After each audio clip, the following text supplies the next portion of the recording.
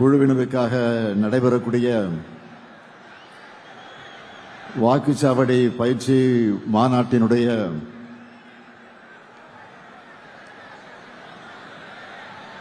இந்த சிறப்பான நிகழ்ச்சியை ஏற்பாடு செய்து எனக்கு முன்னால் வரவேற்புரை நல்கியிருக்கக்கூடிய வடக்கு மண்டலத்தினுடைய தேர்தல் பொறுப்பாளர் மாண்புமிகு அமைச்சர் ஏவா வேலு அவர்களே, வருகை தந்து சிறப்பித்துக் கொண்டிருக்கக்கூடிய கழகத்தினுடைய பொருளாளர் நாடாளுமன்ற மக்களவை குழுவினுடைய தலைவர் அருமை சகோதரர் TR பாலு அவர்களே, கழக துணை பொதுச் செயலாளர்கள் முனைவர் பொன்முடி அவர்களே, மாண்புமிகு அமைச்சர் மு.ப. சாமிநாதன் அவர்களே, மாண்புமிகு அமைச்சர் பெருமக்களே, ஆற்றல் மிகு மாவட்ட கழகத்துடைய செயலாளர்களே, சட்டப்பேரவையுடைய துணைத் தலைவர் கு. பிச்சாண்டி அவர்களே, சட்டத்துறையினுடைய செயலாளர் மூத்த வழக்கறிஞர் NR இளங்கோ அவர்களே, நிறைவாக நன்றி உரை ஆற்ற இருக்கக்கூடிய திருப்பத்தூர் மாவட்ட கழகத்தினுடைய செயலாளர் சட்டமன்ற உறுப்பினர் தேவராஜ் அவர்களே, இன்று கழகத்தில் தன்னை இணைத்துக் கொண்டு இந்த மேடையில் வெற்றிருக்கக்கூடிய முன்னாள் அமைச்சர் நிலவார் கபில் அவர்களே, நாடாளுமன்ற உறுப்பினர்களே, சட்டமன்ற உறுப்பினர்களே, வருகை தந்துள்ள மாவட்ட கழகத்தினுடைய செயலாளர்களே, வடக்கு மண்டலத்திற்கு உட்பட்டிருக்கக்கூடிய வாக்குச்சாவடியுடைய முகவர்களே, ஒன்றிய நகர பகுதி பேரூர் கிளை வார்டு செயலாளர்களே, நிர்வாகிகளே, பல்வேறு அணிகளை சார்ந்திருக்கக்கூடிய அமைப்பாளர்களே, துணை அமைப்பாளர்களே, என் உயிரோடு கலந்திருக்கக்கூடிய தலைவர் கலைஞர் அவர்களின் உயிரினும் உயிரான அன்பு உடன்பிறப்புகளே,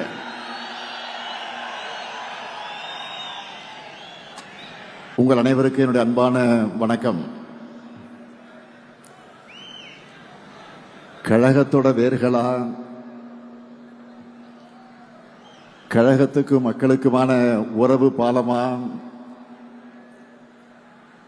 வரும் சட்டமன்ற தேர்தலில் மாபெரும் வெற்றியை பெற்றுத்தர உள்ள வாக்குச்சாவடி குழுவினரான உங்களை சந்திக்கிறதுல நான் மிகுந்த மகிழ்ச்சி அடைகிறேன், பெருமைப்படுகிறேன்.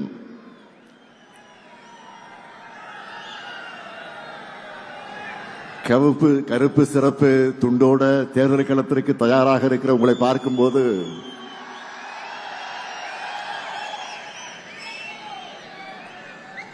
திருவிடந்தை தந்த எனர்ஜியும் உற்சாகமும் இந்த திருப்பத்தூர்ல டபுளா ஆகுது.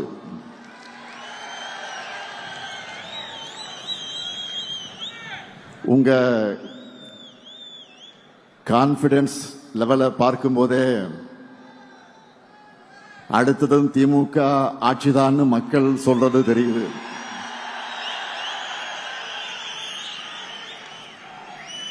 அடுத்தடுத்து நாம் அறிவிக்கிற திட்டங்களையும்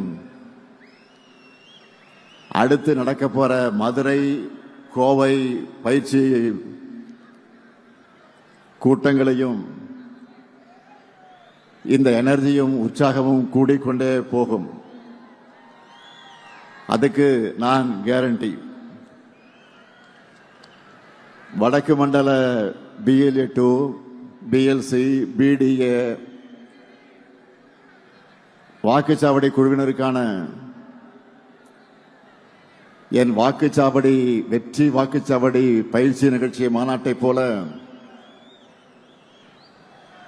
ஏற்பாடு செஞ்சு அசத்தி இருக்கக்கூடிய வடக்கு மண்டல பொறுப்பாளர் மாண்புமிகு அமைச்சர் எதிலும் வல்லவர் ஏவா வேலுவர்களுக்கு என்னுடைய பாராட்டுக்கள், வாழ்த்துக்கள். அவரோடு தோளோடு தோல் நின்ற ஆற்றல் மிகு மாவட்ட கழகத்தினுடைய செயலாளர்கள், இயக்கத்தினுடைய முன்னோடிகள், நிர்வாகிகள் அனைவருக்கும் வாழ்த்துக்களோடு தலைமை கழகத்தின் சார்பில் என்னுடைய இதயபூர்வமான நன்றியை நான் தெரிவித்துக் கொள்ள விரும்புகிறேன். திருவண்ணாமலை மாவட்டத்தினுடைய தொகுதிகள் 8 தொகுதிகள், வேலூர் மாவட்டத்தினுடைய தொகுதிகள் 5 தொகுதிகள், தருமபுரி மாவட்டத்தினுடைய தொகுதிகள் 5 தொகுதிகள், கிருஷ்ணகிரி மாவட்டத்தினுடைய தொகுதிகள் 6 தொகுதிகள், ராணிப்பேட்டை மாவட்ட 4 தொகுதிகள், கள்ளக்குறிச்சி மாவட்ட 4 தொகுதிகள், சேலம் மாவட்ட 11 தொகுதிகள்னு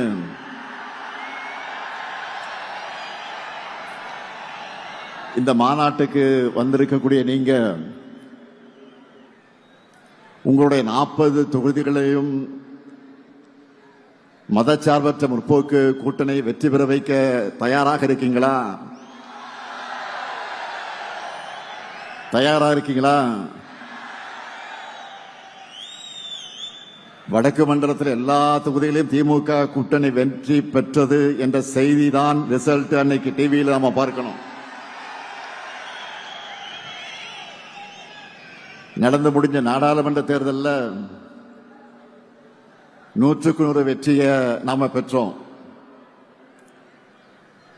அப்ப இருந்ததை விட அதிகமான திட்டங்களை இப்போ நிறைவேற்றி கொடுத்திருக்கிறோம். எல்லா தரப்பு கோரிக்கைகளையும் தீர்த்து வச்சிருக்கிறோம். அதனால பெரிய வெற்றியை வர்ற சட்டமன்ற தேர்தலில் உங்கள் மூலமா நான் எதிர்பார்க்கிறேன். 2019 இருந்து நாம எதிர்கொண்ட எல்லா தேர்தலையும் நமக்கு வெற்றி மேல் வெற்றி தான். அதுவும் சாதாரண வெற்றி அல்ல, சதிகளை முறியடிச்ச சரித்திர வெற்றி. ஒவ்வொன்றும் எதிரிகளை கலங்கடிக்கக்கூடிய வெற்றி. இந்தியா முழுக்க எந்த ட்ரெண்ட் இருந்தாலும் தமிழ்நாட்டுடைய நிரந்தர ட்ரெண்ட் பிளாக் அண்ட் ரெட் தான், கருப்பு சிவப்பு தான். 2026 சட்டமன்ற தேர்தலையும் நாம தான். 7வது முறையும் திமுக ஆட்சி தான். திராவிட மாடல் 2.0 ஸ்டார்ட். இதை நான் ஆணவத்தில் சொல்லல, ரொம்ப அடக்கத்தோட மிகுந்த பணிவோட நம்ம அரசு செஞ்சிருக்கக்கூடிய சாதனைகள் மேல நான் வச்சிருக்கக்கூடிய நம்பிக்கையில சொல்றேன். எல்லாத்துக்கும் மேல உடன்பிறப்புகளான உங்க மேல இருக்கக்கூடிய நம்பிக்கையில நான் சொல்றேன். உங்களை போன்ற நிர்வாகிகள், தொண்டர்கள் இருக்கும்போது வெற்றியை தவிர வேற எதை பத்தி நாம் யோசிக்க தேவையில்லை. உங்களை வழிநடத்தி உங்களுக்கான டாஸ்க ஒப்படைச்சாலே போதும். மீண்டும் உதயசூரியன் ஆட்சி உறுதி உறுதி உறுதி. இதுவரை இல்லாத அளவுக்கு தமிழ்நாட்டில் இருக்கக்கூடிய ஒவ்வொரு தொகுதியும் திமுக கோட்டைன்னு நாம் இந்த முறை நிரூபிச்சு காட்டணும். 2026 திமுகவின் வெற்றி என்பது இனி பல ஆண்டுகளுக்கு அரசியல் ஆய்வாளர்கள் வியந்து பேசக்கூடிய வரலாற்று வெற்றியா இருக்கணும். தமிழ்நாடு முழுக்க 100 வாக்காளர்களுக்கு ஒரு உறுப்பினர் வீதம், ஒவ்வொரு பூத்திலும் சராசரியாக 10 வாக்குச்சாவடி குழு உறுப்பினர்களை நாம் நியமிச்சிருக்கிறோம். தமிழ்நாட்டில் மொத்தம் எத்தனை பூத் இருக்கு? 75,000 பூத் இருக்கு. இப்படி ஒவ்வொரு பூத்திலையும் நாம் செட் பண்ணி இருக்கக்கூடிய மினிமம் டார்கெட் 350 வாக்குகள். இந்த டார்கெட்டை நாம் அச்சீவ் பண்ணால 2,60,00,000 வாக்குகளுக்கு மேல் நாம் வாங்கிடுவோம். இந்த தேர்தலில் 2,50,00,000 வாக்குகளுக்கு குறையாம நாம் வாங்கியே ஆகணும். இதை நடத்தி காட்டுவது உங்களின் பொறுப்பு. உங்களுக்கு வேண்டிய எல்லா உதவிகளையும் செஞ்சு தரது என்னுடைய பொறுப்பு. 2,50,00,000 அப்படின்னு நினைச்சு யாரும் மலைக்க வேண்டாம், யோசிக்க வேண்டாம். இங்கு வந்திருக்கக்கூடிய ஒவ்வொருத்தரும் தலா 40 அல்லது 50 வாக்குகளுக்கு பொறுப்பேற்றுக்கிட்டா அவ்வளவுதான், சிம்பிள். ஒவ்வொருத்தரும் அவங்களுக்கு அசைன்மெண்ட் இருக்கக்கூடிய 50 வாக்குகளை பெற்று தந்தாலே போதும். நம்ம டார்கெட்டை அச்சீவ் பண்ணிடுவோம். 200 தொகுதிகள் நிச்சயம். 200 தொகுதிகளுக்கு மேல ஜெயிக்கிறது தான் நம்முடைய லட்சியம். அதுக்கு முதல்ல 2 மாசம் ஓய்வை மறந்து உழைக்கணும். தேர்தலுக்குள்ள நீங்க ஒவ்வொருத்தரும் 100 வாக்காளர்களை குறைஞ்சது 5 முறையாவது நேர்ல சந்திக்கணும். இதை ஏன் சொல்ல தெரியுமா? என்னதான் வாட்ஸ்அப், இன்ஸ்டாகிராம்னு புது புது ஊடகங்கள் வந்தாலும் நேர்ல சந்திச்சு மக்கள்கிட்ட பணிவா வாக்கு கேட்கிற பிரச்சாரத்திற்கு எதுவும் ஈடாகாது. அதனாலதான் நான் திரும்ப திரும்ப சொல்றேன், பரம்பரையா திமுகவுக்கு வாக்களிக்கிற குடும்பமாக இருந்தாலும் சரி, இதுவரை நமக்கு வாக்களிக்காத குடும்பமாக இருந்தாலும் சரி, பிரச்சாரத்தின் கடைசி நிமிடம் வரை மக்களை சந்திச்சு சாதனைகளை சொல்லி வாக்குறுதிகளை சொல்லி வாக்கு கேட்டுக்கொண்டே இருக்கணும். இதை நீங்க ரிப்பீட் மோடல பண்ணணும். அப்பதான் நம்முடைய வெற்றியும் ரிப்பீட் ஆகும். 2021 இருந்ததை விட தமிழ்நாடு முழுக்க நமக்கான வரவேற்பும் ஆதரவும் இப்ப கூடி இருக்கு. 2021 தேர்தலில் இதையெல்லாம் செய்வோம்னு சொல்லி ஆட்சிக்கு வந்தோம். இப்போ சொன்னதையும் தாண்டி செஞ்சுக்கிட்டு இருக்கிறோம். அதனால கெத்தா மக்கள் முன்னாடி வந்து நிக்கிறோம். அதனால மெத்தனமாக இருக்காம களத்துல தொடர்ந்து உழைச்சா சென்ற முறை அடைஞ்சதை விட பெரிய வெற்றி 100% சாத்தியம், 100% சாத்தியம். 2024 நாடாளுமன்ற தேர்தலில் நம்ம வாங்கின வாக்குகளை சட்டமன்ற தொகுதி வாரியா பார்த்தாலே மிக தெளிவாக தெரியும். நிச்சயமா 2026 200 தொகுதிகளுக்கு மேல நாம தான் வெல்ல போகிறோம். அதுக்கு ஒவ்வொரு வாக்கு முக்கியம். உங்க எல்லாருக்கும் ஆளுக்கு 100 வாக்காளர்களை அசைன் பண்ணியாச்சு. எலெக்ஷன் அன்னைக்கு பூத்துக்கு வந்து அவங்க நமக்கு வாக்களிக்கிற வரை அவங்களை நீங்க அணுகிக்கிட்டே இருக்கணும். எப்படி? பணிவா, கனிவா, மரியாதையா, நட்பா அணுகணும். அது மட்டுமல்ல, வாக்குப்பதிவு முடிஞ்சு மிஷின்ல சீல் வச்சு எடுத்துட்டு போற வரைக்கும் நீங்க கவனமாக இருக்கணும்.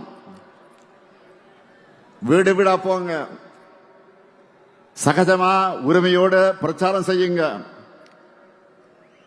அவங்க கிட்ட நம்ம சாதனைகளை பொறுமையாக விளக்கி சொல்லுங்க. அவங்களே அதை உணர்ந்து நமக்கு வரவேற்பு அளிப்பாங்க. நண்பர்களுடைய டீ கடையில் உட்கார்ந்து எப்படி டிஸ்கஸ் பண்ணுவோமோ, அரட்டடிப்போமோ, அந்த மாதிரி ஃப்ரெண்ட்லியா பேசுங்க. நம்ம கழக ஆட்சி மீண்டும் வந்தால்தான் தமிழ்நாட்டின் வளர்ச்சி தொடரும்.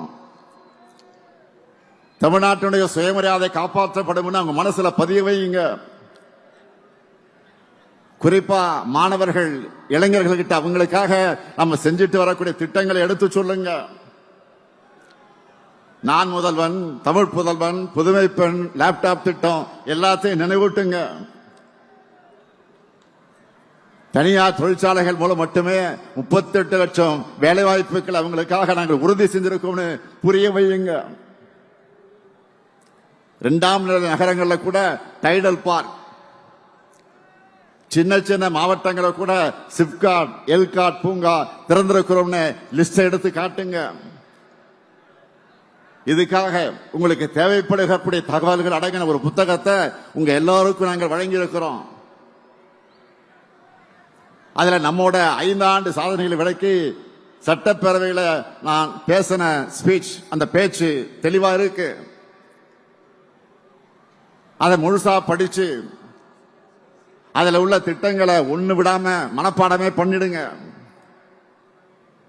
நம்முடைய ஆட்சி காலத்தில் ஒவ்வொரு குடும்பமும் நிச்சயமா ஏதாவது ஒரு வகையில பயன்பெறக்கூடிய வகையில நம்ம திட்டங்கள் அமைஞ்சிருக்கு.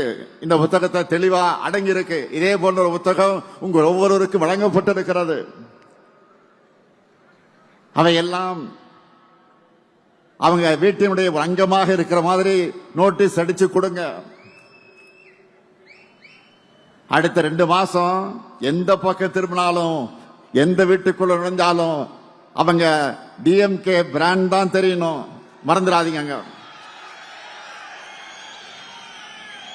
தெருமுனை கூட்டங்கள், திண்ணை பிரச்சாரங்களை மேற்கொள்ளணும். இளைஞர்கள் மற்றும் மகளிர கழகத்துக்கு நோக்கி அதிக அளவில் ஈர்க்கணும். ஏன்னா அவங்களுக்காகத்தான் இந்த 5 ஆண்டு காலமாக நிறைய செஞ்சிருக்கிறோம். ஒவ்வொரு தனி மனிதனின் கோரிக்கையும் எண்ணத்தையும் நம்ம திட்டங்கள் மூலமாக செயல்படுத்திக் கொண்டிருக்கிறோம்.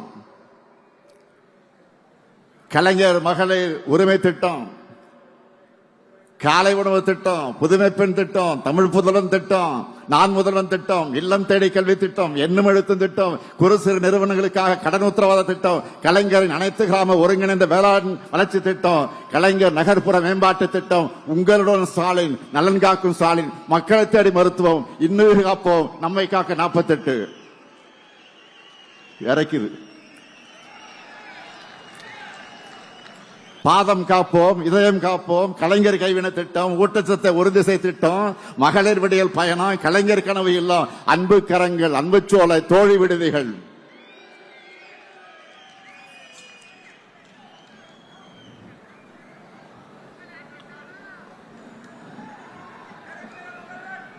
மாற்றுத்திறனாளிகளுக்கு உரிமை திட்டம், உள்ளாட்சி அமைப்புகளில் மாற்றுத்திறனாளிகளுக்கு நேரடி நியமனம், முதலமைச்சர் கோப்பை, அயோத்திதாச பண்டிதர் குடியிருப்பு மேம்பாட்டு திட்டம், தொல்காப்பி தொல்குடி திட்டம், டாக்டர் கலைஞர் விளையாட்டு உபகரணங்கள் வழங்கக்கூடிய திட்டம், பேராசிரியர் அன்பழகனார் கல்வி உட்கட்டமைப்பு மேம்பாட்டு திட்டம், பெருந்தலைவர் காமராஜர் கல்லூரி மேம்பாட்டு திட்டம், அண்ணல் அம்பேத்கர் தொழில் முன்னோடிகள் திட்டம், முதலமைச்சரின் தாய் மாணவர் திட்டம், முதலமைச்சரின் கிராம சாலை மேம்பாட்டு திட்டம், கல்லூரி மாணவர்களுக்கு லேப்டாப் திட்டம். உங்க கனவை சொல்லுங்க.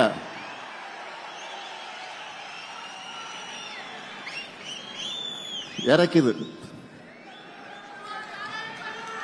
அவ்வளவு திட்டங்கள். 3000 ரூபாய் பொங்கல் தொகுப்பு. இப்படி சொல்லிக்கொண்டே போகலாம். இதையெல்லாம் நினைவூட்டுங்க. மக்கள் நலத்திட்டங்கள் எந்த தடையும் இல்லாம மக்களுக்கு கிடைக்கணும்னு நம்ம அட்வான்ஸா செயல்படுற காரணத்தால தான் இப்போ டேக் ஆஃப் த நேஷன். நேற்று கால விடிஞ்சதும் 1,31,00,000 பெண்கள் முகத்திலையும் ஒரு சேர புன்னகை கொண்டு வந்திருக்கிறோமே.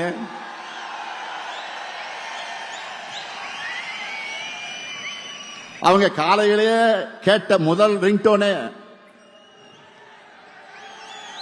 5,000 ரூபாய் கலைஞர் மகளிர் உரிமை தொகை அவங்க அக்கவுண்ட்ல வந்திருக்கான மெசேஜ் டோன் தான். ஏன் மாதம் தரும், ஏன் இந்த மாதம் 5,000 கொடுக்கிறோம்னு தெளிவா விளக்கி நேற்று காலையில் நான் வீடியோவும் வெளியிட்டிருக்கிறேன். தேர்தலை காரணம் காட்டி மகளிர் உரிமை தொகையை தடுக்க நினைச்ச சதியை முறியடிச்சிருக்கிறோம். நீங்க அந்த செய்தியை பார்த்திருப்பீங்க. பாஜகவை சேர்ந்த ஒருத்தரை வச்சு உச்சநீதிமன்றத்தில் வழக்கை தொடர்ந்து தேர்தல் நெருக்கத்தில் மக்கள் நல திட்டங்களை நிறுத்தணும்னு திட்டம் போட்டாங்க. அதாவது ஒன்றிய பாஜக அரசை பொறுத்த வரைக்கும் அவங்களுக்கு மக்களுக்கு நல்லது செய்ய மாட்டாங்க, நல்லது செய்ய விட மாட்டாங்க. தமிழ்நாட்டு மகளிருக்காக நான் கொடுத்த உறுதிமொழிதான் உரிமை தொகை. அதுக்கு தடை போட நான் விட்டுருவனா? அதனாலதான் மக்களுக்கு சர்ப்ரைஸ் கொடுத்து மக்கள் விரோதிகளுக்கு ஷாக் கொடுத்தோம். இதுதான் இந்த முத்துவேல் கருணாநிதி ஸ்டாலினுடைய ஸ்டைல்.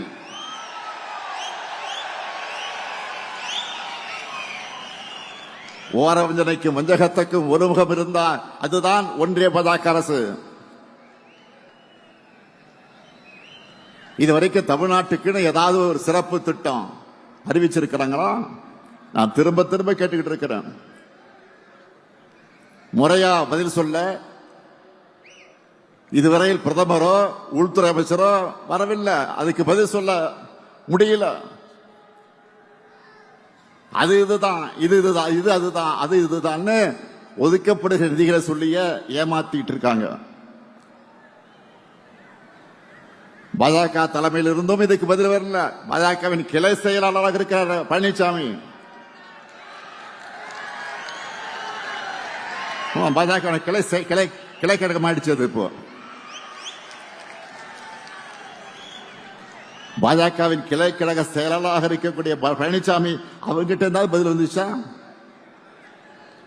தமிழ்நாட்டுக்கும் தமிழ்நாட்டு மக்களுக்கும் பேசுறதுக்கு துணிவில்லாம முதுகெலும்பு இல்லாம கொத்தடிமை சேவகம் செஞ்சுட்டு இருக்கக்கூடிய பழனிசாமி எனக்கு சவால் விட்டு இருக்கிறாரு. எந்த பழனிசாமி? இன்னைக்கும் ஒரு அரசியல்வாதி எப்படி இருக்கக்கூடாதுன்னு என்பதற்கு அடையாளமா சோசியல் மீடியாவில் வலம் வந்துட்டு இருக்கக்கூடிய அதற்கு சொந்தக்காரரான பழனிசாமி அவர்களே, மாண்புமிகு பழனிசாமி அவர்களே, தவழ்ந்து தவழ்ந்து ஊழல் குற்றவாளியான அம்மையார் சசிகலா காலில் விழுந்து பதவியை பெற்றவுடைய காலை வாரி விட்டுட்டு நீ எனக்கு பதவி கொடுத்தியான மரியாதை இல்லாம உரிமையில கேட்டீங்களா? இல்ல மறுக்க முடியுமா? சட்டம் ஒழுங்கு பற்றி பேசுவதற்கு உங்களுக்கு தார்மீக உரிமையாவது இருக்கா?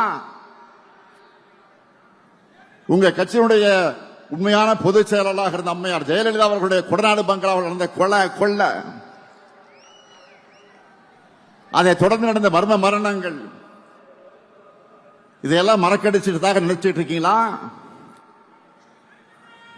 பொல்லாத ஆட்சிதான் பழனிசாமியுடைய ஆட்சி என்பதற்கு பொள்ளாச்சியே பாலியல் வன்கொடுமைகளை சாட்சியா ஆறாத வடுவா இருக்க. ஸ்டெர்லைட் ஆலை வேண்டாம்னு அமைதியா ஊர்வலம் போன அப்பாவி பொதுமக்கள் மேல துப்பாக்கி சூடு நடத்த சொல்லிட்டு டிவியை பார்த்து தான் தெரிஞ்சுக்கிட்டேன்னு நாடகம் போட்டது மக்கள் மறந்துட்டாங்க நினைக்கிறீங்களா? சாத்தான்குளம் காவல் நிலையத்தில் அப்பாவும் மகன் அடிச்சு கொல்லப்பட்டப்போ அவங்க உடல்நலம் இல்லாம இறந்ததாக கொஞ்சம் கூட ஈவு இறக்கலாம சொன்னீங்களா? உங்களுடைய அந்த கல் மனசை மக்கள் மறந்துட்டாங்கன்னு நினைச்சீங்களா? ஊழலின் ஊற்றுக்கண்ணான அதிமுகவோட பாரம்பரியத்தை காப்பாற்ற உறவினர்களுக்கு டெண்டர்களை அள்ளி கொடுத்துட்டு வழக்கு வந்த உடனே என்ன சொன்னாரு? தமிழ்நாடு முழுக்க சொந்தக்காரர்கள் இருக்காங்கன்னு சப்பை கட்டுனீங்கள மக்கள் மறந்துட்டாங்கன்னு நினைக்கிறீங்களா? உங்க மேல ஊழல் வழக்கு இருக்கேன்னு கேட்டப்போ யார் மேலதான் ஊழல் வழக்கு இல்லைன்னு அசரடிக்கிற பதில சொன்ன உங்க டேலண்ட் என்னன்னு சொல்றது? உழவர்களுக்கு எதிரான 3 வேளாண் சட்டங்களை மனசாட்சி இல்லாம ஆதரிச்சு போராட விவசாயிகள் மேலேயே அவதூறு பரப்புனீங்களா? பச்சை துண்டு போட்டு பச்சை துரோகம் செஞ்ச பழனிசாமின்னு சொல்லி உங்களை புறக்கணிச்ச விவசாயிகள் அதை மறந்திருப்பாங்கன்னு நினைச்சீங்களா? சிறுபான்மை மக்களுக்கு எதிரான பாஜக சட்டங்களை ஆதரிச்சதோடு அந்த மக்களை அடக்குமுறைக்கு ஆளாக்குனீங்களே, அந்த காயம் ஆறிடுச்சுன்னு நினைக்கிறீங்களா? குட்கா வழக்கில் அதிமுக அமைச்சர் சிக்கினதுக்கு உங்கள் பதில் என்ன? வருமான வரித்துறையில சொந்தக்காரங்க சிக்கிறதுனால பாஜகவோட கூட்டணி வச்சீங்களா? இப்படி ஏராளமான கேள்விகள் இருக்கு. இதுக்கெல்லாம் நீங்க பதில் சொல்லாம தவிர்த்தாலும் மக்களுக்கு பதில் தெரியும், உங்க லட்சணமும் புரியும். எனவே திமுக அரசு அவதூறுகளால் கலங்கப்படுத்த நினைக்கிற உங்களுடைய பேச்சுக்களை மக்கள் நம்ப மாட்டாங்க. நம்ம திராவிட மாடல் அரசு சாதனைகளை அரசாக இருக்கிற காரணத்தினால பழனிசாமி அவர்கள் இவ்வளவு வேதனையோடு புலம்புறதுக்கு காரணம் இதுதான். 1000 ஆண்டுகள் நின்று பேசுகிற சாதனைகளை 5 ஆண்டுகளை செஞ்சு முடிச்சிருக்கிறோம்.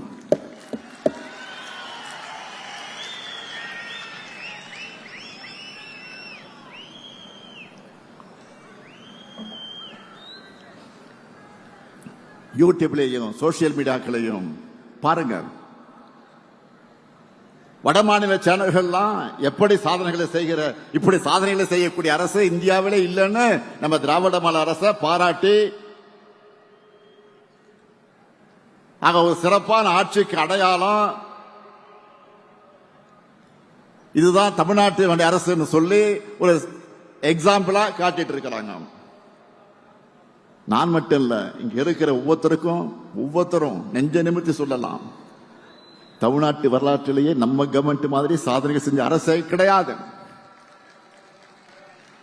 ஒட்டுமொத்த தமிழ்நாட்டுக்கு செஞ்ச திட்டங்களை மட்டும் இல்ல, ஒவ்வொரு மாவட்டத்துக்கும் தொகுதிக்கும் நிறைவேற்றப்பட்டிருக்கக்கூடிய சாதனைகள் நம்ம பட்டியலிட்டு சொல்லிட முடியும்.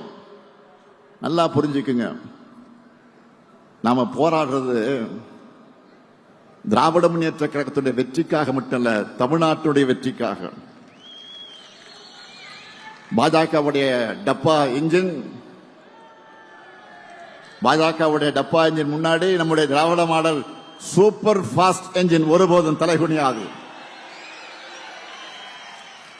இந்த உறுதியை தமிழ்நாட்டில் இருக்கக்கூடிய ஒவ்வொரு வீட்டுக்கும் ஒவ்வொரு வாக்காளருக்கும் ஏற்படுத்த வேண்டியது உங்களுடைய பணி. களப்பணிதான் உங்களுடைய முழு பணி. நீங்க உழைக்கிற ஒவ்வொரு நிமிடமும் ஒரு புது வாக்கு நமக்கு வரும். மக்களை சந்திக்கிறப்போ நம்முடைய சாதனைகளை சொன்னால் மட்டும் போதாது, ஒன்றிய பாஜக அரசுடைய துரோகங்களையும் வெளிச்சம் போட்டு காட்டணும். டப்பா என்ஜின்ல ஏறி கொத்தடிமைகள் மூலமா தமிழ்நாட்டுக்குள்ள புறவாசல் வழியா நுழைய நினைக்கிற பாஜக எண்ணத்தை தடுத்து நிறுத்தணும். தமிழ்நாட்டுக்கு பரப்புரைக்கு வர்ற பிரதமர் தமிழ்நாட்டுக்குன்னு இந்த சாதனைகள்லாம் செஞ்சிருக்கணும் சொல்றாரா? இருந்தா தானே சொல்ல முடியும். அண்மையில் ஒன்றிய அரசுடைய பட்ஜெட் வெளியிட்டாங்களே, அதுல தமிழ்நாட்டுக்குன்னு ஏதாவது சிறப்பு திட்டங்களை அறிவிச்சாங்களா? இதை தட்டி கேட்கிற துணிச்சலோ தைரியமோ பழனிசாமி அவர்களுக்கு இருக்கா? அவரை பொறுத்த வரைக்கும் போடு தோப்புக்காரன்னு சொன்னா ஸ்டாப் சொல்ற வரைக்கும் நான் ஸ்டாப்பா பெல்ட் அடிப்பாரு. எல்லா துரோகத்தையும் பண்ணிட்டு கூட்டணி தர்மத்துக்காகத்தான் தமிழ்நாடு உரிமைகளை அடகு வச்சேன்னு கொஞ்சம் கூட கூச்சமே இல்லாம சொல்லுவார். இதையெல்லாம் நல்லா உணர்ந்துதான் அவருடைய தலைமையை அவருடைய கூட்டணியினரை ஏத்துக்கல. எல்லாரும் ஒரிஜினல் ஓனரா பாஜக கிட்ட நேரடியா சரண்டர் ஆகிறாங்க. எனவே அதிமுக என்பது பாஜக டிராவல் பண்றதுக்கு யூஸ் பண்ணிக்கிற ஒரு கிளை அமைப்பு என்பதை மக்கள் கிட்ட அம்பலப்படுத்தணும்.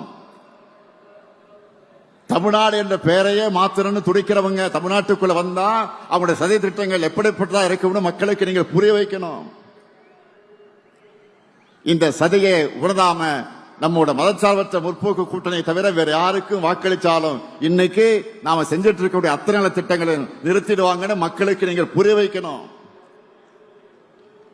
எனவே திராவிட மாடல் 2.0 ஆட்சி அமைக்க, அந்த ஆட்சி அமைக்க வேண்டும் என்ற நம்மோட இலக்கை